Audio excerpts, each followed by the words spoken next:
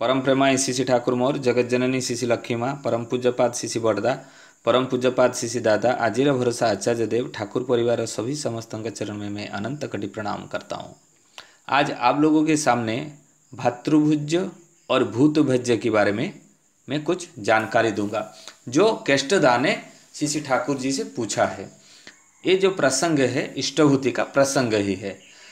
केष्टदा पूछ रहे हैं इष्टभूति के अंग के रूप में इष्ट व इष्ट भ्राता और भूत गण के लिए यानी तीनों जगह पर प्रतिदिन अलग अलग नैवेद्य निवेदन किया जा तो मेरे धारणा के अनुसार ये भी इष्टभूति होगा।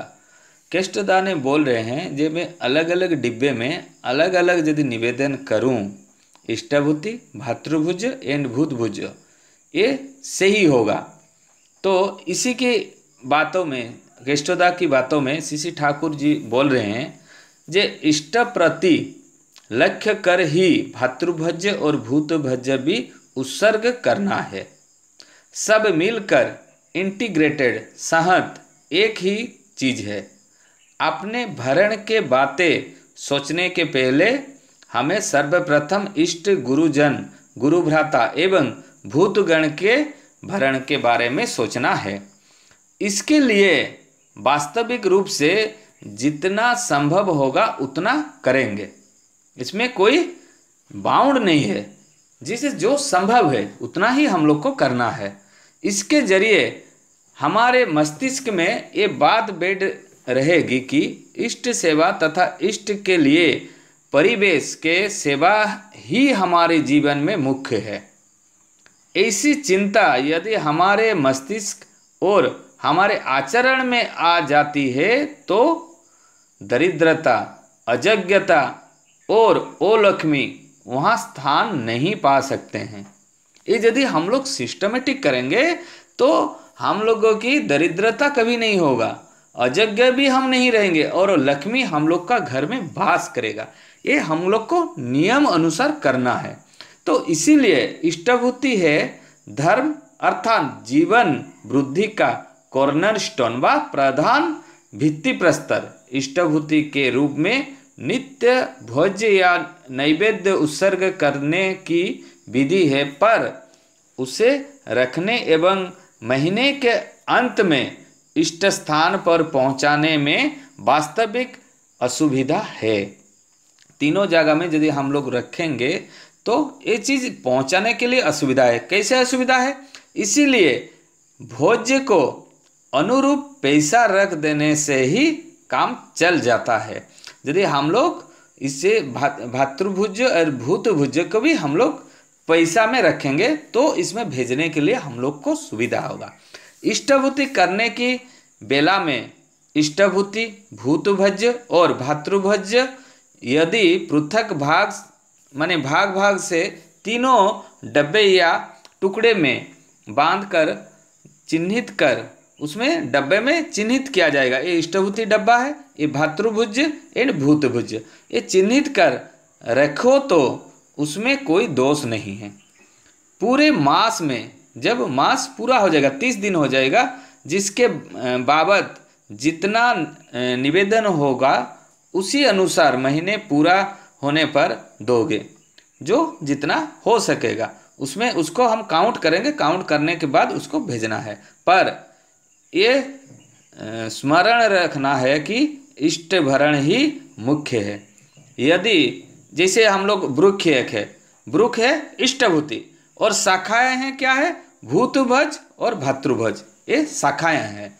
यदि कोई इष्टभूति नहीं करता है तो उसमें क्या होगा? इष्टभूति नहीं करता है तो भातृभोज और भूतभज देने से कोई मूल्य नहीं है, उसका कोई फायदा नहीं है। इष्टभूति के अंग के रूप में भूतभज और भातृभुज्य है। ये बात भी सही है कि इष्टभूति के पूर्णगता के लिए भूतभज्य और भातृभज्य आवश्यक रूप से देना होगा।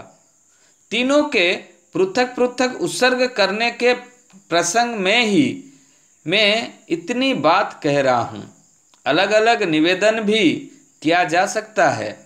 ये जानकर कोई ये ना सोच बैठे कि तीनों का एक ही मूल्य है, एक मूल्य नहीं है। इष्टभूति मेन है, उसके बाद भातृभुजन एंड भूतभुज। जैसे हम उदाहरण देकर हम अभी बोले, जैसे जो नीचे का पेड़ का नीचे जो अंग है वो है इष्टभूति, और डाल और शाखाएं ये सब क्या है, भातृभुज और भूतभुज। तो हम लोग का इष्टभूति भी देना पड़ेगा और भातृभुज और भूतभुज भी देना पड़ेगा, नहीं तो कंप्लीट नहीं होगा। पृथक होकर भी पृथक पृथक नहीं है, तीनों पृथक है मगर पृथक पृथक नहीं है, सबको मिलाकर ही इष्टभूति पूर्ण होता है, ये असली बात है। भूतभुज और भातृभुज इष्टभूति और इष्ट प्रति के लक्ष्य करके ही हर 30वां दिन पर दक्षिणा और संगठनी के साथ इष्टभूति देने की विधि है। पहले इष्टभूति भेजने के बाद भी भूतभुज और भातृभुज दान की बात उठनी चाहिए। पहले इष्टभूति, यदि कोई हर दिन भूतभुज और भातृभुज नहीं रख सके एवं महीने के अंत में निवेदन इष्टार्घ पूर्ण रूप से इष्ट स्थान में भेजकर उसे पृथक भाव से दे तो भी काम चल सकता है। परिवेश के सेवा के मामले में हम मानो कॉन्सेंट्रिक व सुकेंद्रिक अभ्यास को अक्षुण्ण रखें, उसे ही इष्ट प्राण सेवा कहते हैं। उसके माध्यम से ही मनुष्यों की सुकेंद्रिक बनाया जा सकता है, उसमें ही मनुष्य तर जाता है। अन्यथा मनुष्य की वृत्तियों में तेल मालिश करते करते जीवन सारा शेष हो जाएगा मगर कुछ परिवर्तन नहीं होगा।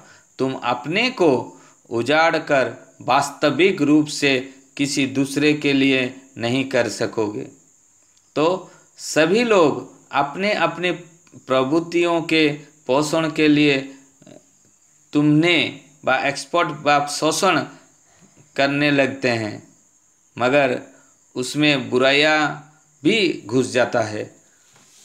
उसमें बुराई के सिवाय ना अपनी भलाई कर सकेंगे और ना दूसरे की कर सकेंगे, तो उसमें वो भाग्य योग नहीं बनती है, शक्तिमान नहीं होते हैं और सुनियंत्रित नहीं होते हैं।